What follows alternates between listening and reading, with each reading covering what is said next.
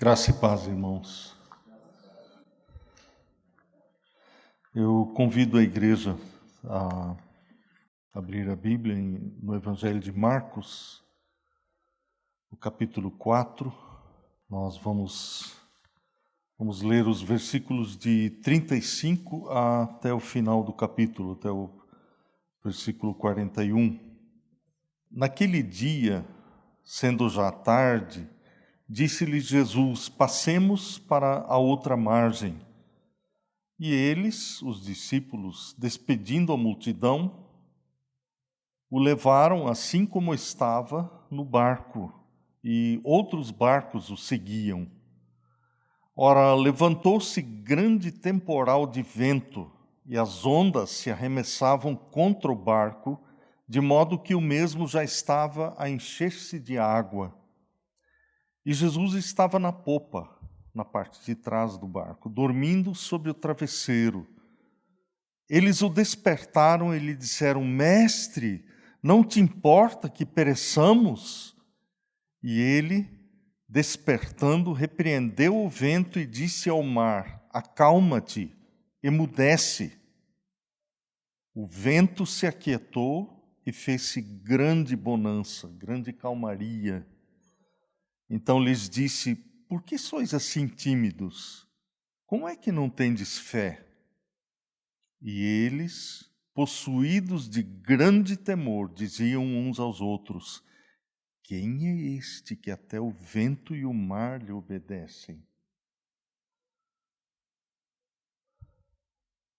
Esse incidente, essa história da vida do Senhor Jesus, ela é contada por 3 evangelistas, em Mateus, Marcos e Lucas. E esses homens foram inspirados pelo Espírito de Deus a escrever isso. E isso mostra a importância disso que aconteceu. Não é por acaso que eles escreveram a mesma coisa. Cada um dos 3 apresenta um pouquinho, alguma característica diferente, mas os 3 registram isso e mostra como é grande esse acontecimento. E tem várias razões. Uma das grandes razões por que isso é tão destacado na Bíblia é que mostra quem o Senhor Jesus é. Mostra, por um lado, a fraqueza dele, que ele tinha passado o dia inteiro ensinando. Foi um dia de muito trabalho, pesado, e ele ficou muito cansado. Tanto que quando ele falou para os discípulos: vamos lá para o outro lado, é interessante o que Marcos diz. Ele diz no verso 36 que os discípulos, despedindo a multidão, o levaram assim como estava no barco. Assim como estava, não fica exatamente claro, mas parece que ele estava debilitado. Ele estava fraco, depois de um dia inteiro de trabalho. E eles o levaram para dentro do barco e ele adormeceu. Ele foi para o fundo do barco ali e adormeceu. Isso mostra a fraqueza dele como homem. Então, perfeito homem, com os mesmos sentimentos que nós temos. O cansaço é uma expressão de fraqueza, é uma fraqueza do ser humano. E mostra que o Senhor Jesus era perfeito homem. E depois, quando ele acalma a tempestade, isso mostra o aspecto, o lado divino do Senhor Jesus. No livro de Eclesiastes, nós lemos que não existe homem que possa controlar o vento, que possa reter o vento. Isso não é uma característica, não é uma habilidade humana. Mas o Senhor Jesus acalmou aquela tempestade.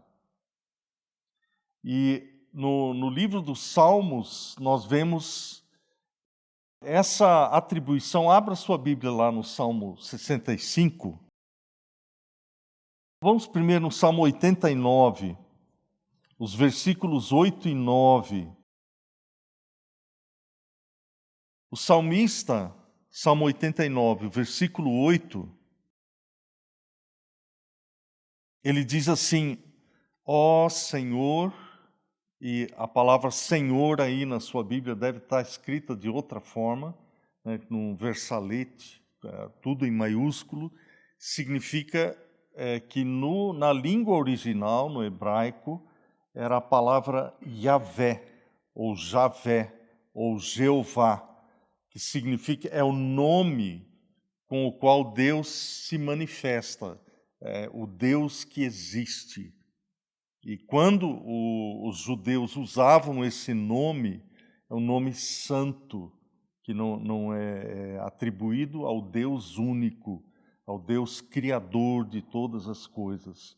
Então ele está falando aqui: ó Senhor, Deus dos exércitos, quem é poderoso como tu és, Senhor, com a tua fidelidade ao redor de ti? E o verso 9: dominas a fúria do mar, quando as suas ondas se levantam, tu as amainas, tu as acalmas, tu as aquietas, tu as fazes calar. E foi o que o Senhor Jesus fez. Então, é o lado divino do Senhor Jesus, um perfeito Deus e perfeito homem. E esse texto de Marcos nos mostra os dois lados. Essa importância de ver que o Senhor Jesus não foi um simples homem, ele foi um homem como nós, com os mesmos sentimentos. A palavra de Deus diz que ele foi sujeito, ele sofreu as mesmas tentações e provações que nós experimentamos, mas sem pecado. E há o aspecto de que ele se manifesta ali, não como um homem qualquer, mas aquele que tem domínio sobre os elementos, sobre o vento, sobre o mar. Ele acalma a fúria do mar. Mas uma outra coisa que nós aprendemos nesse texto é que os discípulos... Olha o verso 35, Jesus falou, deu uma ordem para eles, não foi? No finalzinho do versículo, a última parte. Ele diz: passemos para a outra margem do lado. Ele deu uma ordem. Ele falou: vamos lá para a outra margem. O que os discípulos fizeram? Eles se prepararam, fizeram tudo o que o Senhor Jesus ordenou e se prontificaram e foram em direção ao outro lado do lago. Mas no meio da obediência, mesmo obedecendo ao Senhor, eles foram pegos por essa tormenta. Isso nos mostra que na nossa vida como cristãos, mesmo que eu esteja andando em obediência ao Senhor, eu vou enfrentar circunstâncias que fogem do meu controle. São circunstâncias que não são acaso, não são, e agora? Está tudo perdido. Não, são coisas que acontecem, são circunstâncias que acontecem com o crente mais fervoroso e mais fiel, como acontecem com as pessoas que não levam Deus em consideração, vivem como se Deus não existisse, mas nós estamos sujeitos aqui nesse mundo a passar por situações que fogem do nosso controle, por tribulações. E são sempre, quando a pessoa que teme a Deus, ela passa por uma circunstância assim como os discípulos passaram, é para ensinar, é para nos educar, para trazer à tona o que nós temos dentro do nosso coração.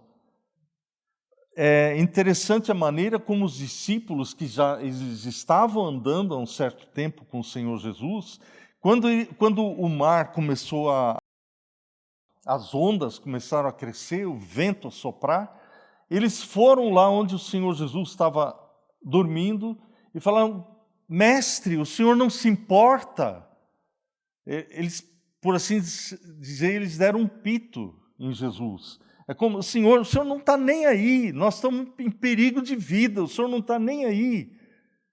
Então, em vez eles não só pediram ajuda, eles pediram ajuda, mas veio à tona aquilo que eles pensaram: ele está indiferente, ele não está nem aí comigo. E é muito comum acontecer isso conosco. Quando estamos numa circunstância, num aperto na vida, nós pensamos: Deus não tá nem aí. Em Isaías 40, abra sua Bíblia lá, Isaías 40, Deus repreende o povo, Isaías 40, 27. Esse capítulo 40 de Isaías, depois, se você gastar um tempo com esse capítulo, você vai ver falando sobre a majestade de Deus, o Deus Todo-Poderoso, que conhece todas as coisas, que pode todas as coisas. E no verso 27, ele se dirige ao povo de Israel. Ele diz assim: por que, pois, dizes, ó Jacó, e falas, ó Israel? Quando ele fala de Jacó, fala de Israel, ele está falando do povo de Deus, né? Então ele diz: por que se diz assim? O meu caminho está encoberto ao Senhor, e o meu direito passa despercebido ao meu Deus. É aquilo que os discípulos falaram com o Senhor Jesus. Falaram: o Senhor não está nem aí, o Senhor não se importa que nós estamos numa situação tão complicada, um perigo de vida. E Deus fala: por que você diz isso? Que o meu caminho está encoberto ao Senhor. O Senhor não conhece aquilo que eu estou passando. E o Senhor se esquece da minha necessidade. Isso passa despercebido ao Senhor. É isso que vem à tona, a hora da provação, a hora do aperto. Essa hora, ela é propícia para vir à tona aquilo que está por baixo, que a gente não vê, por baixo da água. É como se, quando Davi fala: Senhor, sonda-me e conhece o meu coração, prova-me e conhece os meus pensamentos, vê se há em mim algum caminho mau e guia-me pelo caminho eterno. É na hora da provação que os meus pensamentos se manifestam, que eu descubro o que de fato eu penso a respeito de Deus, a respeito da vida, qual é a minha atitude. E é essa razão porque o Senhor permite que o povo dele passe por provações. É essa oração de Davi: Senhor, prova-me e conhece os meus pensamentos. Não é que Deus não conhece os meus pensamentos. Ele conhece nesse texto, Salmo 139, Davi, logo no início, ele fala: Senhor, antes que eu fale qualquer coisa, o Senhor já sabe o que eu vou falar. O Senhor conhece os meus pensamentos. Mas aí no final ele ora: Senhor, traz à tona esses meus pensamentos, que eu não conheço. Eu mesmo não conheço. O Senhor conhece, mas eu mesmo não conheço. E Deus permite a circunstância de aperto, a provação, para isso vir à tona. Aí eu começo a perceber, como os discípulos: mestre, o senhor não se importa? O senhor está dormindo? O salmista disse que Deus não dorme, nem dormita, nem cochila, né? Então, quando a gente vê o Senhor Jesus dormindo, é o homem, né? Aquela fraqueza, a limitação como homem. Mas no momento em que os discípulos se dirigem a ele, é uma oração que eles fazem: Senhor, socorro. Senhor, nós estamos afundando. A água estava entrando no barco. Havia pelo menos 4 deles que eram pescadores, né? Pedro, Tiago, João, o irmão de Pedro, acho que é André. eles eram pescadores, mas eles entraram em pânico também. E Deus permite justamente circunstâncias onde até os mais experientes começam a entrar em pânico. Com que objetivo? Para desistir da minha própria capacidade. Houve tempo em que eu confiava, não, acontece qualquer coisa, eu dou um jeito, eu faço isso, faço aquilo. E Deus permite até que a gente ande dessa forma, mas Ele vai tratando. Se a pessoa que está seriamente intencionada de conhecer o Senhor, de andar com o Senhor, Deus vai apertando as circunstâncias para nos levar a desesperar de nós mesmos. Mesmo o pescador mais experiente entrou em pânico com aquele mini furacão ali que pegou o barco. O que é que está acontecendo na sua vida que está tirando o tapete de debaixo dos seus pés? Qual é a sua atitude diante do Senhor? O Senhor não se importa. Quando Jesus levanta, quando Ele acorda, eles o despertam, Ele repreende o vento, Ele diz ao mar, Ele fala, quieto, acalma-te, emudece. O Senhor faz isso, Ele tem o poder de fazer isso. Para Ele não há nada difícil. Então você e eu, como filhos de Deus, nós podemos nos achegar ao Senhor, humildemente, nos prostrar diante dEle e dizer, Senhor, Tua palavra promete que não me sobrevirá tentação que não seja humana, tentação que eu não possa suportar, porque Tu me dás a Tua graça. O Senhor diz que não vai permitir que eu seja provado além das minhas forças. Vai me provar para eu desesperar de mim mesmo, para aprender a confiar em Ti. Então, humildemente, sempre o nosso relacionamento com Deus deve ser assim, com humildade. Chegar a dizer ao Senhor, Senhor, eu confio ainda em mim, eu confesso isso como pecado, eu ainda acho que eu tenho condições. E Deus, Ele não pula lições. Se eu não aprendi que 1 mais 1 dá 2, Ele nunca vai me ensinar que 2 vezes 2 dá 4. Ele não pula lições. Enquanto eu não aprender que 1 mais 1 dá 2, Ele não passa para frente. Ele é um professor sábio, é um mestre, que os discípulos chamaram Ele de mestre. Então, enquanto eu não aprender as lições, Ele vai repetir. Talvez os rostos com que eu vou me deparar são diferentes, mas a lição é a mesma. Eu posso mudar de emprego, eu posso mudar de cidade. Houve um momento em que um homem de Deus falou comigo, Hélio, até quando você vai fugir? Que não dava certo no lugar, eu pegava a minha mala e cuia, esposo, filho, e íamos para outro lugar. Não dava certo lá, pulava para outro lugar. Até que esse homem falou comigo, e Deus usou, ele disse, Hélio, até quando você vai fugir? E ninguém nunca tinha falado isso comigo, foi misericórdia de Deus ter me alertado. Fugir de quê?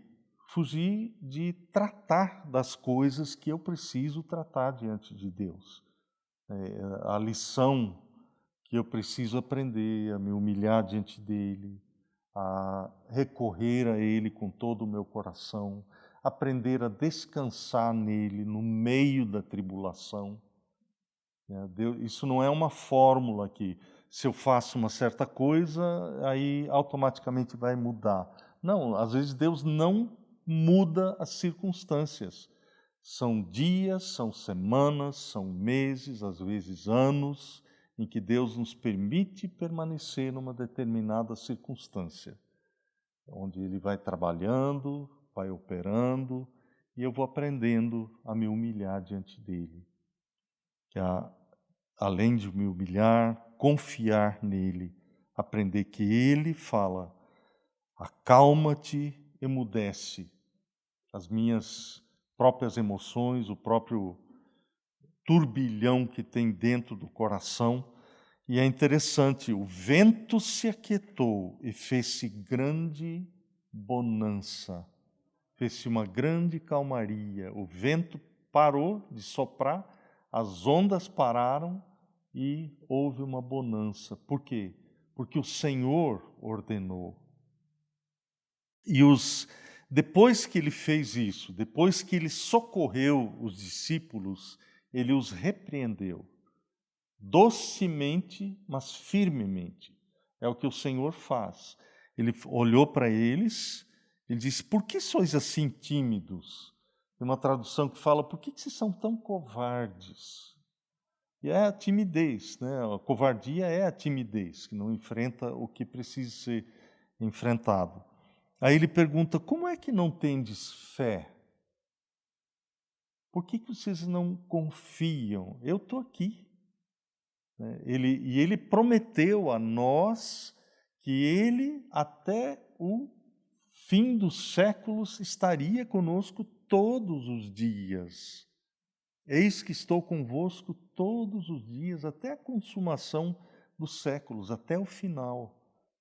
Eu não vejo aqui com esses olhos da carne, mas com os olhos da fé. No Antigo Testamento, no segundo livro das Crônicas, abra sua Bíblia lá. Segundo das Crônicas, capítulo 20, o verso 12. A circunstância aqui é que o rei Josafá,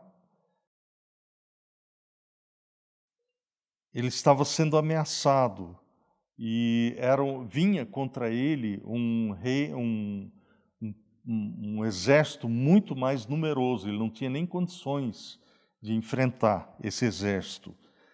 E no verso 12, ele se dirige ao Senhor. Ele começa lá em cima, no verso 3, mas no verso 12 ele diz assim, ah, nosso Deus, acaso não executarás tu o teu julgamento contra eles, contra os inimigos, né? Agora, porque em nós não há força para resistirmos a essa grande multidão que vem contra nós, e não sabemos nós o que fazer, porém os nossos olhos estão postos em ti.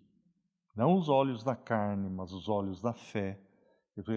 Nós não sabemos o que fazer, nós não temos a mínima noção, mas os nossos olhos estão postos em Ti. Nossa confiança, Senhor, está posta em Ti. É pouca a confiança, mas é. O Senhor não despreza a pouca confiança, não é a muita confiança. Eu venho tremendo, Senhor, diante de Ti. Eu venho vacilante, mas eu venho. Eu não tenho outro, eu não quero recorrer a outra coisa. Como Pedro disse, né? Senhor, para onde nós vamos? É o Senhor que tem as palavras da vida eterna. E nós não sabemos o que fazer. Senhor, eu não sei o que fazer nesta circunstância. Eu não sei o que fazer. Eu vejo o inimigo dentro de mim mesmo. Eu sou o meu próprio inimigo. A minha tendência de me desviar de Ti, Senhor, eu venho diante de Ti. Senhor, essa circunstância que eu estou passando, eu venho diante do Senhor. Os meus olhos estão postos em Ti.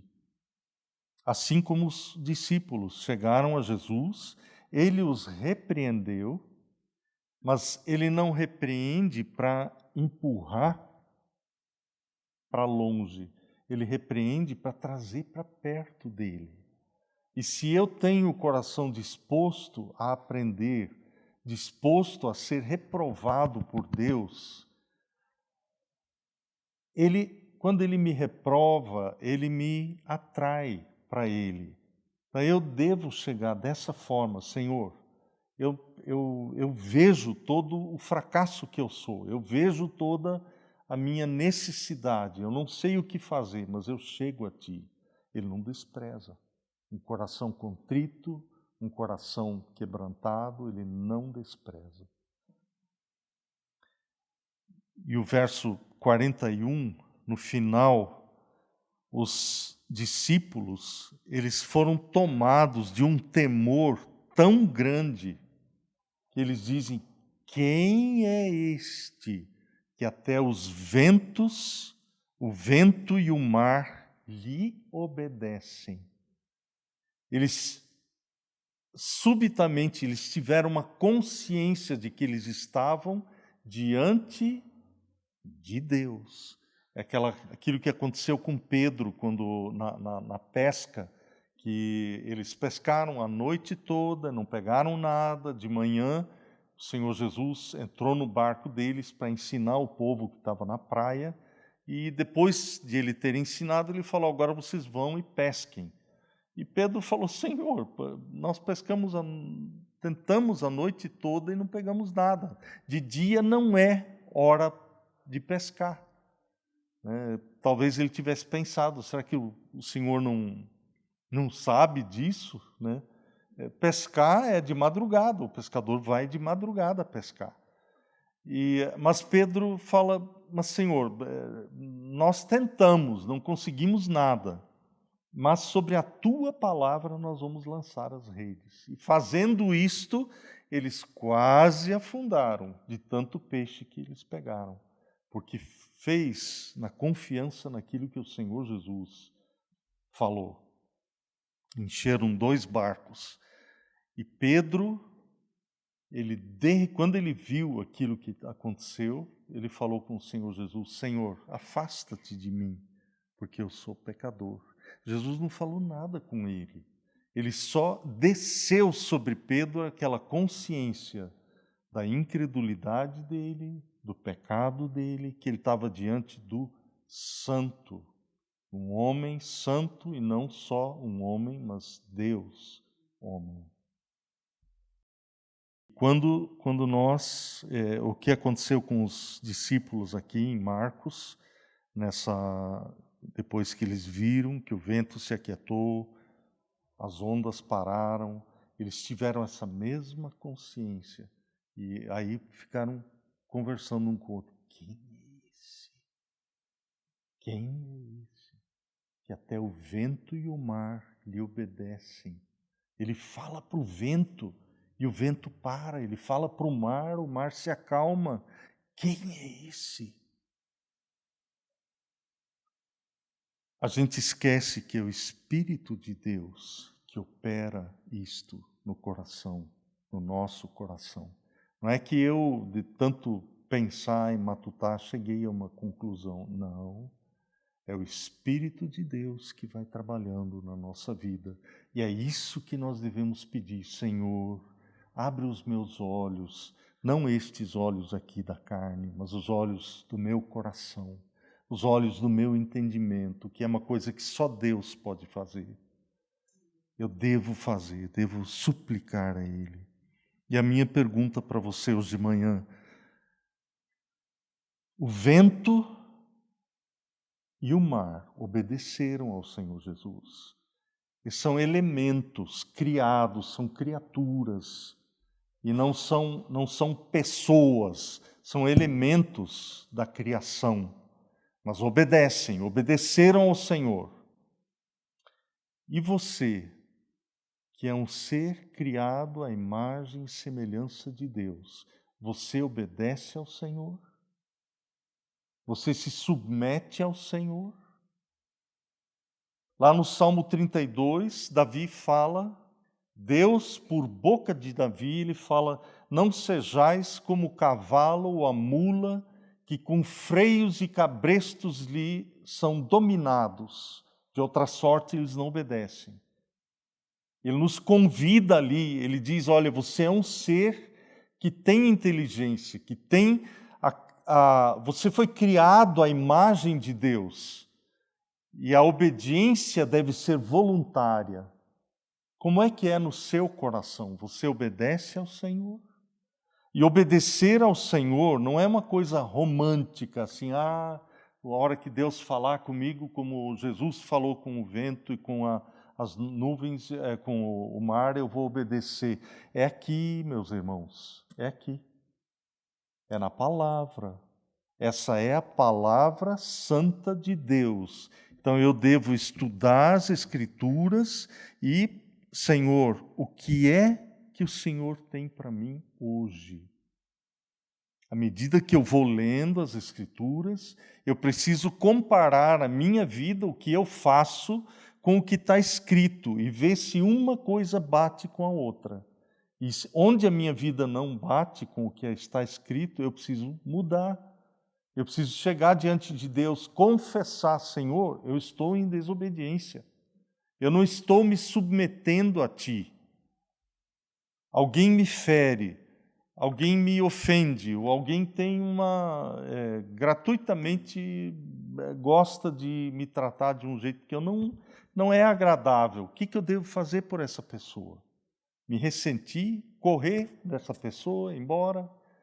O Senhor Jesus diz, ora por aqueles que te perseguem. Ora. Essa é a ordem dele. Né? Perdoa. Ama o seu inimigo. Perdoa. E à medida que eu vou descobrindo nas Escrituras como é que um homem de Deus, uma mulher de Deus, uma pessoa que tem a intenção de viver com Deus, como o que a Escritura diz, eu preciso buscar ativamente obedecer, como o vento obedeceu, como o mar obedeceu ao Senhor Jesus. Esse é o que eu quero que você pense hoje de manhã. Como é que você está, como é que você encara o seu relacionamento com Deus? Nós temos que começar a pôr em prática o que a palavra diz. Estava conversando essa semana com uma pessoa e a pessoa falando, mas tem algumas coisas na Bíblia que eu não sei se são palavras de Deus ou não. Tá? Essa é uma coisa que sempre levanta dentro do coração humano. Eu não sei se... Isso aqui eu acho que foi o salmista que falou, que não é meio estranho, meio esquisito. Aí eu me ponho como juiz do que é o que não é palavra de Deus. Ou eu aceito integralmente a Bíblia como palavra de Deus, ou eu sou Deus. Eu digo, ó, isso é, isso não é. É como se eu estivesse dentro de um supermercado, com um carrinho, e lá eu vou escolher. Esse produto eu quero, esse aqui eu não quero, esse aqui não, esse é falso, aquele outro e tal. Se eu não me chego, se a Bíblia não está dessa forma em cima de mim, né, eu estou sujeito ao que as Escrituras dizem. Se eu não acolho desta forma, minha obediência sempre vai ser falha. Sempre vai ser meia boca. E quando o Senhor Jesus diz, quando Ele ordena, é como Senhor. Não tem, ou é Senhor, ou Ele não é nada. É sério isso. Né? Ele diz, acalma-te, emudece. O vento se aquietou e fez-se grande bonança. Qual é a minha atitude, a sua atitude diante da palavra, diante da boca do Senhor? A Escritura é a palavra inspirada, infalível. Vamos orar.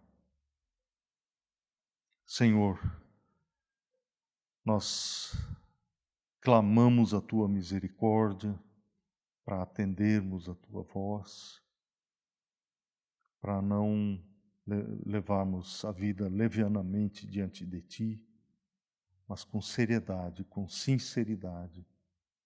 Pedimos, Senhor, que concedas a cada um de nós um desejo sincero de Te obedecer, de confiar como criança, em Ti, naquilo que Tu dizes, naquilo que Tu ordenas. Clamo por cada um aqui, Senhor, que ministres a Tua boa, agradável e perfeita vontade. Que se cumpra, Senhor, na vida de cada um. Eu suplico isso, Senhor, no nome de Jesus. Amém.